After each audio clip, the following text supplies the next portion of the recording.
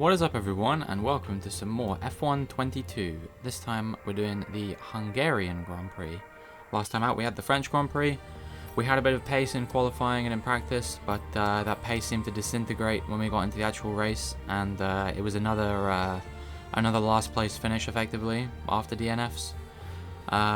So yeah, hopefully we're going to have a slightly better time of things today. And first of all, we're doing that build time upgrade I was teasing towards the last video, so hopefully that will allow us to get some upgrades for our engine a little bit sooner, but it looks as though that's going to be that's not going to be particularly relevant at the moment because there's no upgrades that we can afford that we can fit in with the number of upgrades we can do simultaneously per department, because it's only aero and engine that we can do 2 upgrades at the same time. So we just finished an aero upgrade, which allows us to get a couple more on the car, but we can't afford either of them at the moment. One of them I think is an ultimate actually, so that's going to be really useful for improving our downforce if we can afford that. But first, before we do any of that, we got the Pirelli hot lap, and I chose the drift hot lap. So yeah, I'm hoping to have a slightly better time of things than I had when we did the one in Australia. I have a bit of a better understanding of how to drive the supercars now, but you know, anything could happen, so we'll see how this one goes. I'll actually show you it this time, but we'll do it at high speed once again, because I mean, I don't think you or I want to watch me doing this for 3 minutes. It's actually quite slow. I don't know. I'm not really a massive fan of like the way that this minigame works, but it's actually not, in my opinion, too taxing to get the gold requirements usually.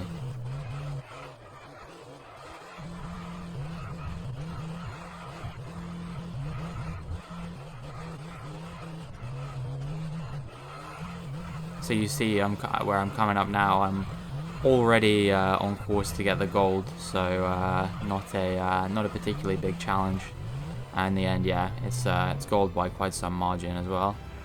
And yeah, so that was the Pirelli hot lap. Nice $100,000 and 1,000 acclaim to kick off my weekend. And yeah, we smashed the target by nearly 3,000 points, so very nice to see. Yeah, now it's time to actually put our attention on the things that matter, but the things we probably won't do quite as well at. We might have to start shutting down facilities. I think we'll be alright in that regard. I don't think we need to shut down facilities. There's not really... The thing is, like, the only facility that I would be prepared to shut down is marketing, and we've got nothing invested in that anyway, so we wouldn't be saving any money. So there's kind of no point. I wouldn't want to shut down any of the main facilities, like the actual car part facilities, because they generate resource points, and those are really important at the moment. I wouldn't want to cut off my resource supply or my resource point supply to the team, because that would be a pretty piss poor decision. I feel like the weather looks like it will be mostly dry, although apparently there was a threat of rain in qualifying. You see, we really are, with every race weekend, falling further and further behind the competition. We're not even into the 500 to 600 range yet, and most teams are sort of in the upper level of that, if not pushing into the 600s. We do have room for a couple of aero upgrades and also 1 engine upgrade, but we can't afford those yet with the resource points we have. But once we get the resource points in practice, coupled with a few development boosts, which should hopefully knock off the cost of various upgrades, I'm hoping they should be okay. So now we're going to get into the first practice session of the weekend, and yeah, this is just a chance for me to sort of get to grips with the car around this track, because, you know, obviously I've driven the track many times before, but I've never driven these particular cars around this track. So I will show you sort of how we're looking on my tyre management lap, because you know, I do like to do all the programs, and the first thing that you'll observe is that straight line speed we're quite slow, which means through the corners we should be pretty pacey. I actually forgot to activate the DRS for ages there, which probably didn't help with our straight line speed deficit. But yeah, that's the general gist. I've gone high downforce and subsequently lower top speed. But I'm hoping that will enable us to set a good qualifying lap and hopefully maintain our position there. Although it means we'll be very vulnerable down the straights, I imagine, against cars whose engines are already faster than ours. So I don't know, but we'll see how this goes. You know, Hungary is a track where it is somewhat difficult to overtake on anywhere except the main straight. So as long as we save the battery for the main straight, I feel like we should be able to keep most of our main competitors at bay. But you never know. We'll see what happens with that regard. I was a bit concerned I might have got blocked by Magnussen on this lap, but it seemed to be alright. And yeah, nothing to crow about, but generally it's a decent lap when we pass the program with flying colours with regards to tyre wear. So that was something that was quite encouraging here. We're seeing that maybe perhaps tyre wear was not going to be a particularly big factor. Perhaps I could do a different strategy to the other cars. And you see 0.82 was the tyre wear factor. But I found that the mediums actually went off really, really quickly when I was driving on them. Now over the line. Let's see our top three again. Leclerc, Hamilton, and Carlos Sainz. Sadly, it's time to say goodbye as free practice is over. However, we'll be back shortly for more Formula One action. So yeah, in the race telemetry, you saw that, like after 3 laps, my delta just started like massively dropping. And I think that was to do with the fact that the tires were starting to go off. So yeah, we do get our resource points and our development boosts and whatnot, which is going to be really important for our development, obviously. And I'm hoping to start another upgrade probably before the actual Grand Prix begins.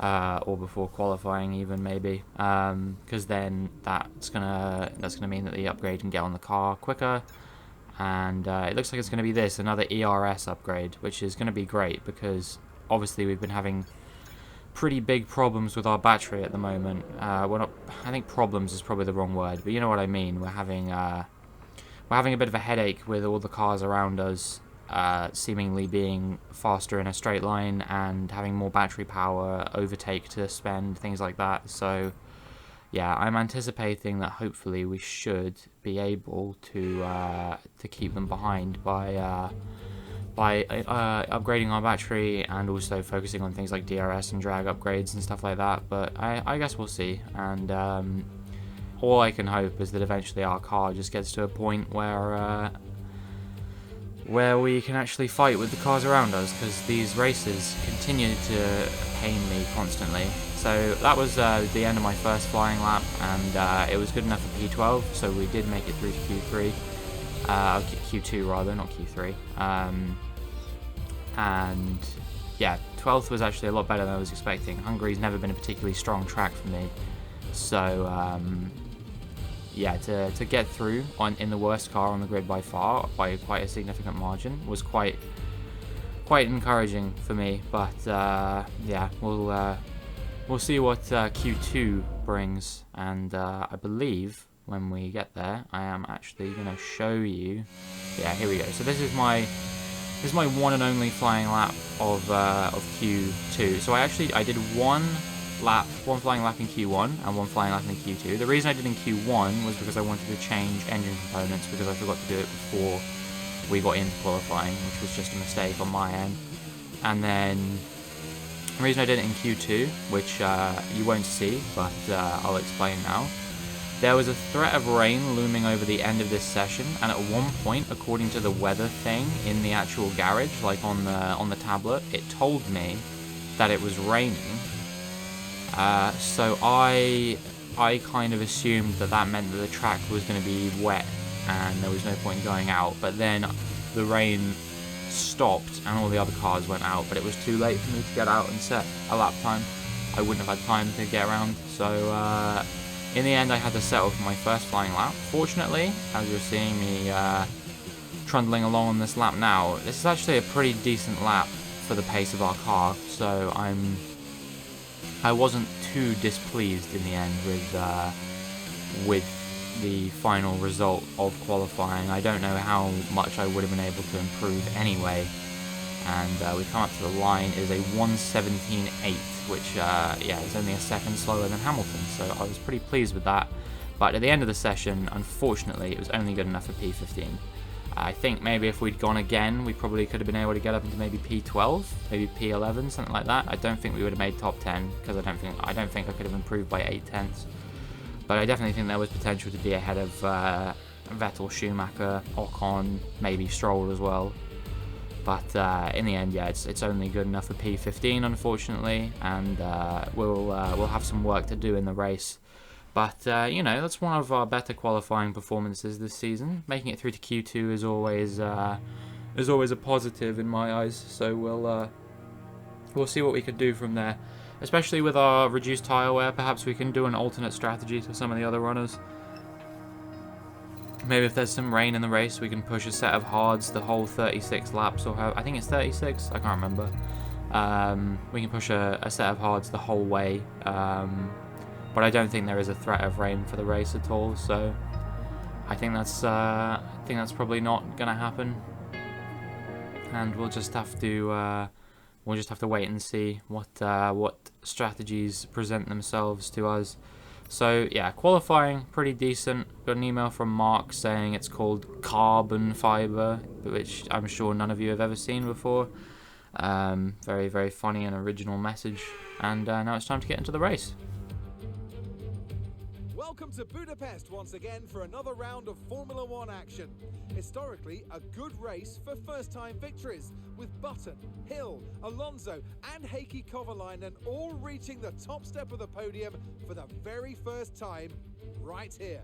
Located 12 miles northeast of the Hungarian capital Budapest, the 14 corners of the Hungaroring are steeped in history and prestige.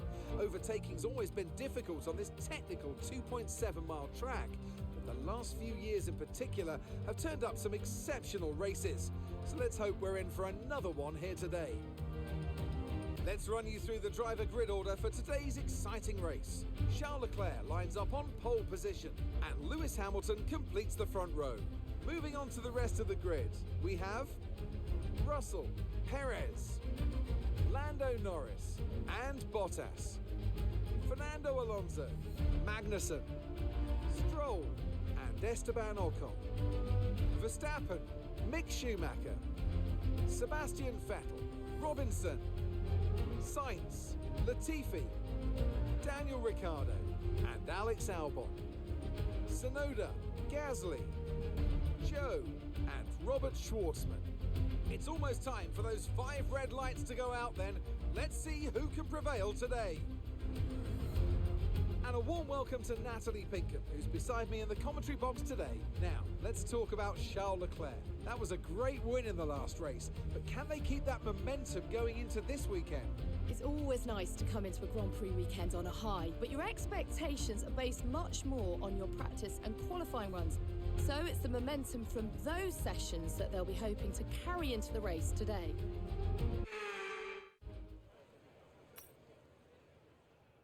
So here we are fiddling around with strategy, and the personalized strategy says that they think I can do soft medium instead of the medium hard stint that's the sort of projected strategy. And I was deliberating because I figured these softs were probably going to go off quite quickly, but I thought, you know what, I'll give it a go, because perhaps that was going to make me competitive in front. And when I'm on the mediums as well, that should also hopefully make me competitive with the cars around me. And even if it means I only sort of maintain this position that I'm in right now, that would be one of the best positions that we'd scored all season, if I'm not mistaken. I believe our best result is still that first race in Bahrain, which we got P13. I don't think I have topped that, have I? I definitely haven't got into the points. But I don't think I've had a result better than P13. Obviously the best result from my teammate was when Lundgaard was on the team. He got P14 in a sprint race. We get a fantastic parking spot. I believe Schwartzman's starting at the back of the grid, so that's a shame for him. And the lights come on, And the lights go out, and here we go. So it's a brilliant start, to be expected when we're running a softer compound and the cars around us. So we instantly get through the middle of Schumacher and Vettel. We look for a bit of space on the track, brake nice and early so we don't go into the back of Stroll, perhaps even too early. And now with the superior tyre grip that we've got, we're able to go around the outside of Stroll.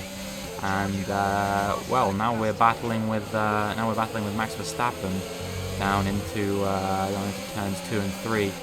And we are just about going to get ahead of him, as well as go around the outside of Kevin Magnussen. I think he's going slowly for some reason, but he is going to fight us back as we come into the uphill left-hander, and Verstappen sneaks through with him as well as we come into this hairpin. So, in the end, it's 4 positions on the opening lap, unless we're able to make another one stick at some point. I believe that is Stroll coming up the inside of me there, but we just about managed to maintain the position. We got 2 hard-charging Canadians just behind us, actually, as Verstappen's already made his way up into P8, so he's doing well in this race. He's not letting people keep him behind for long. So yeah, I think he's already checked out, but that's fine. I don't think we could have competed with a Red Bull anyway. And now we're sort of clinging to the back of this Ocon Magnussen train, because I think honestly with these softs especially we'll have enough pace to compete with these guys. And now we switch to action cam as we come down the straight, because whilst I don't have DRS, what I do have is a good exit from that corner, and I make a last minute move up the inside of Magnussen there because I have a bit more tyre grip and a bit more confidence on the brakes at the moment, it seems, and so I was prepared to go for that move. But he is going to challenge me back into the next corner, and we actually go wheel to wheel the whole way around this corner. He doesn't boff me off this time, so I'm not going to have to come up and have words with him in the paddock about how unsporting he is. He won't tell me to suck his balls. All's fair in love and war. And yeah, we eventually do get past him at this uphill left-hander. And yeah, we are just about comfortable in P10 now. So we're running in the points, and this is good. You know, we haven't had many races where we've been competitive enough to run in the points. And I know that obviously everyone behind me, their tyres are going to come into the window, and mine are probably going to start going off after a few laps, because that's what happens when you're running on softs. They're not a particularly good race tyre in this year's game, but I mean, if the game thinks that I can, if I can stick out a set of softs to 10 laps, then I'm going to give that a go, because that's what is required for me to compete with the cars around me, most likely. And right now we do seem to have the pace to keep these cars at bay.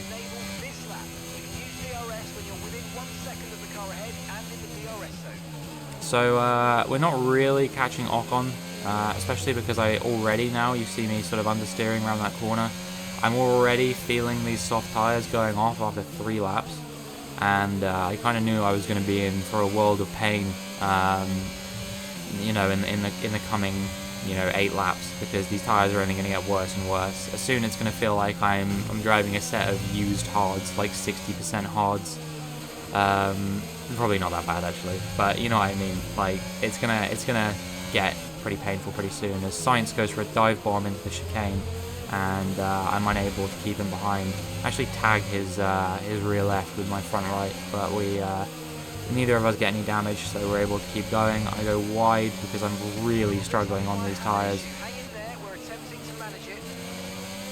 And I guess maybe we have some kind of battery issue or something like that. I'm not 100% sure what is going on with that, but Magnussen also gets past us, and now we've got Latifi and Schumacher for company, who we're going to have to try our hardest to keep at bay. But the car is just really, really understeery, and it's really like, yeah, I don't think the soft tyres were the right choice, honestly. Whilst it may have helped us improve our position initially, it just hasn't been worth it.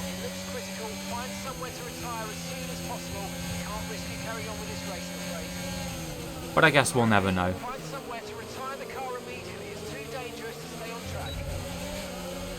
Yeah, I guess we'll never know whether the strategy would have worked or not, because, well, Jeddah, Britain, Hungary, what do all 3 of those races have in common? They're all races where I was potentially contending for points, and they're also the only races this season which I've retired from. I don't know if I'm just terminally unlucky, or if this game is actually rigged, but I don't know. to take victory here in Hungary. It's a bit of a shame, really. Natalie Pinkham, how do you think they were able to set themselves apart today? Well, this was a real team victory. They put together a solid strategy today that appeared well suited to the conditions out on track. The driver did everything that was expected of them in the moment to really execute the team's plan to perfection. A shining example of how F1 really is a team sport.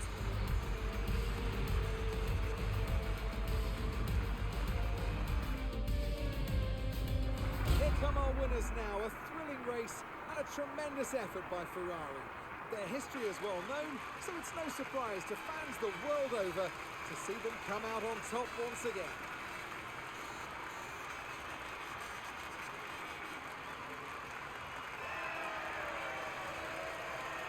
So Leclerc manages to convert pole into the win, and then it's Russell and Hamilton joining him in P2 and P3 respectively. And well, Leclerc's starting to get away with this championship actually.